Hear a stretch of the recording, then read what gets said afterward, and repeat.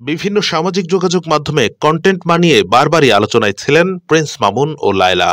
অসম প্রেম নিয়েও দেশ জুড়ে বেশ আলোচনায় ছিলেন তারা, কিন্তু হঠাৎই ঘটে ছন্দপতন। মদ্যপানে যেতে বাধা দেয় লায়লাকে মারধরের অভিযোগ ওঠে প্রিন্স মামুনের বিরুদ্ধে। কি অবস্থায় আছেন এখন প্রিন্স মামুন? জানা গেছে কারাগারে ঈদ পালন করেছেন প্রিন্স মামুন। কারাগারে ঈদ উপলক্ষে অনুষ্ঠানে তিনি নেচে মঞ্চ মাতিয়েছেন। কারাগারকে তিনি উপভোগ্য বলেই মনে করছেন বলে জানা গেছে। তবে কি হয়েছিল এই টিকটকার মামুনের, যার কারণে তিনি এখন জেলে? দোষটা আসলে কার, প্রিন্স মামুন নাকি লায়লার? ২০২২ সালের ৭ জানুয়ারি প্রিন্স মামুন তার মাকে সঙ্গে নিয়ে লায়লার বাসায় গিয়ে বসবাস করতে থাকেন।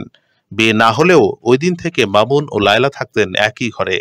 জানা যায় লায়লাকে বিয়ের প্রলোভন দেখিয়ে ইচ্ছার বিরুদ্ধে বিভিন্ন তারিখ ও সময়ে একাধিকবার তার সঙ্গে শারীরিক সম্পর্ক গড়ে তোলেন মামুন। লায়লা বিয়ের বিষয় বললে মামুন ক্ষিপ্ত হয়ে বিভিন্ন অশ্লীল ভাষায় গালিগালাজ করে বাসা থেকে চলে যান। লায়লা আক্তার ফারহাদের করা ধর্ষণ মামলায় আলোচিত টিকটকার আব্দুল্লাহ আল মামুন ওরফে প্রিন্স মামুনের রিমান্ড ও জামিন দুটোই নামঞ্জুর করে কারাগারে পাঠানোর আদেশ দিয়েছিল আদালত। প্রিন্স মামুনকে আদালতে হাজির করে তার ৭ দিনের রিমান্ডের আবেদনও করেছিল তদন্তকারী কর্মকর্তা ক্যান্টনমেন্ট থানার উপপরিদর্শক মোহাম্মদ শাহজাহান। অপরদিকে প্রিন্সের আইনজীবী রিমান্ড বাতিল চেয়ে জামিনের আবেদন করেন। উভয় পক্ষের শুনানি শেষে আদালত তাকে কারাগারে পাঠানোর আদেশ দেন। এর আগে ৯ জুন প্রিন্স মামুনের বিরুদ্ধে রাজধানীর ক্যান্টনমেন্ট থানায় ধর্ষণ মামলা করেন লায়লা আক্তার। মামলার পর কুমিল্লা থেকে পুলিশ তাকে গ্রেফতার করে। মামলার অভিযোগে লায়লা বলেন, প্রিন্স মামুনের সঙ্গে গত ৩ বছর আগে ফেসবুকের মাধ্যমে আমার পরিচয় হয়। পরিচয়ের এক পর্যায়ে মামুন আমাকে বিয়ে করবে মর্মে প্রলোভন দেখিয়ে আমার সঙ্গে প্রেমের সম্পর্ক স্থাপন করেন।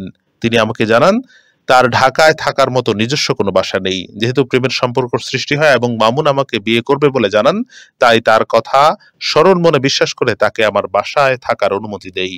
মামলার অভিযোগে লায়লা আরো বলেন, ২০২২ সালের ৭ জানুয়ারি মামুন তার মাকে সঙ্গে নিয়ে আমার বাসায় এসে বসবাস করতে থাকেন। ওই দিন থেকে তিনি আমার বাসায় আমার সঙ্গে একই রুমে থাকতে শুরু করেন।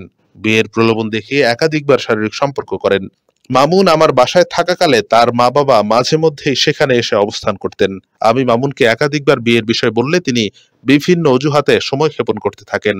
সবশেষ চলতি বছরের ১৪ই মার্চ মামুন আবারও আমাকে ধর্ষণ করে। পরে তাকে বিয়ের বিষয় বললে তিনি ক্ষিপ্ত হয়ে ওঠে। সেই সঙ্গে আমাকে বিভিন্ন অশ্লীল ভাষায় গালিগালাজ করে।